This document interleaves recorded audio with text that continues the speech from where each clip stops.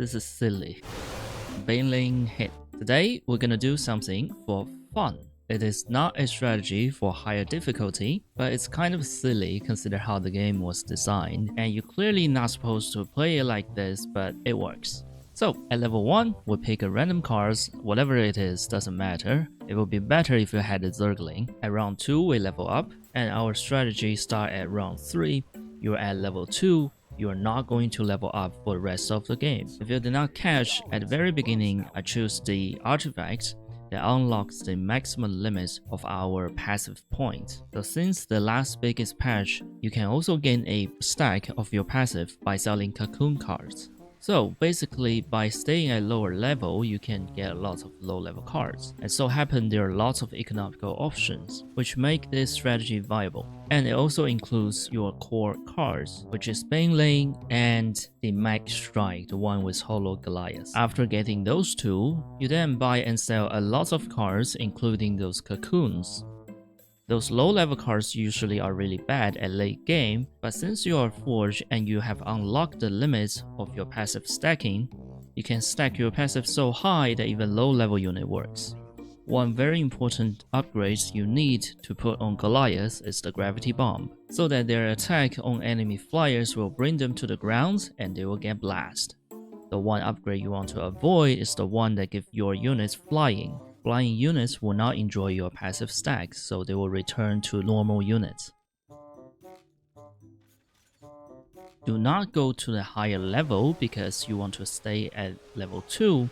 That way you can only get level 1 and level 2 cards. At level 1 you can find Zerglings, and at level 2 you can find those 2 cards you need to form your army. And there's a bunch of economical options like Roaches, Reaper Hellions, and these Boomerang Blades that can give you extra resources and stacks. So we're around 6, let's see for the rest of the game how we're going to operate this. Okay, we buy this, and then we buy the roaches. I can sell the roaches. I should have sold the cocoon first, and we're going to get this boomerang. Oh yes, we got another roaches. We sell both, and we can get another roaches. We will sell the roaches to left one cocoon. This way we refresh once, but also keep the production of those Goliaths. There really isn't much pressure for you to go through the early game if you find those 2 cards. All you have to do is repeat the process. Here we're going to pick the Reaper Hellion and then the Roaches. We got 1 extra mineral. We then can sell and then buy another card. We can buy the Diamondback because we're staying at level 2, so it's going to give us a level 2 card guarantee. So here you can see how the Gravity Bomb countered these flyers really well. Drop to the ground and boom. For the intermediate upgrades, we can choose the Elite Academy R&D plant, but I will choose the reinforcement here because there's lots of reinforcement are actually ground army, so they also enjoy your stacking. We can get a Hydralisk for 2 stack. Again, and we can also get this Reaper Hellion. We really don't need a triple here, because there's a chance that triple won't give you the upgrade you want. And also by keeping 2 of the copy on the field actually boosts up the production of the Hollow Goliath. Here we're gonna ignore the Hollow Goliath and get the Zergling first. We can sell 1 card and get this. So I'm gonna pick Reflector Armor. If it gives you the flying upgrades, then you don't want that, so you have to pick another cards.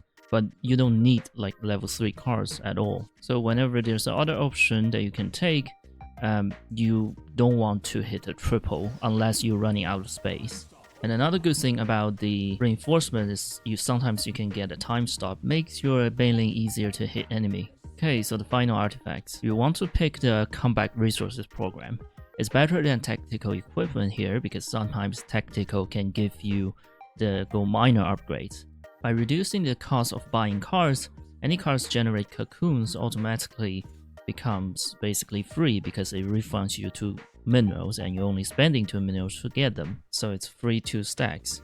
To guarantee you go through the tournament difficulty, you're probably aiming for any stacks higher than 250 before the last round.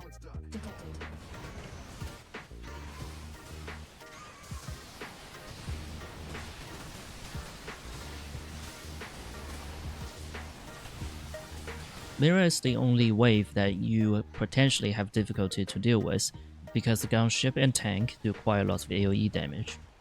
It really depends on what kind of reinforcement you get.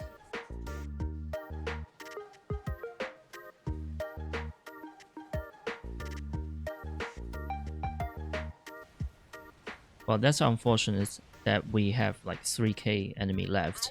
But fortunately we have lots of health, so it's not a big deal.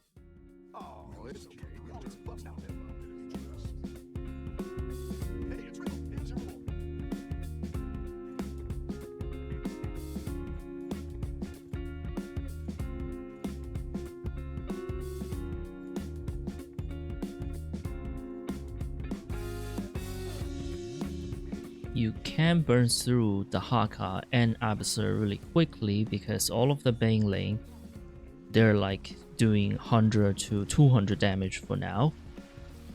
And then they just completely erase their ground army, and rest of your Goliaths will deal with the air flyer, which they're supposed to good at, and they're doing like 60 to 80 damage for now, depend on your stacks.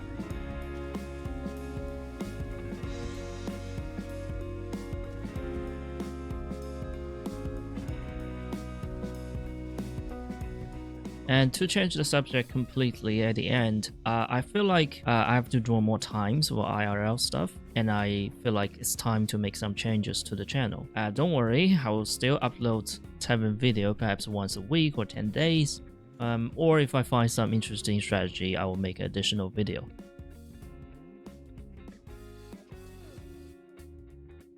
Alright, so here's the Amon.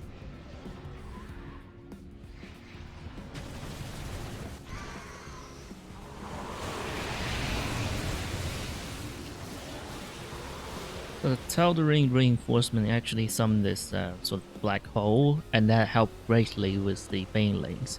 And of course our Banelings, they explode, they're gone, but we still have a bunch of Goliaths. As you can see, those Goliaths do quite a lot of damage. But they sort of body block each other, so if you can give them range upgrades, attack speed upgrades, those are great.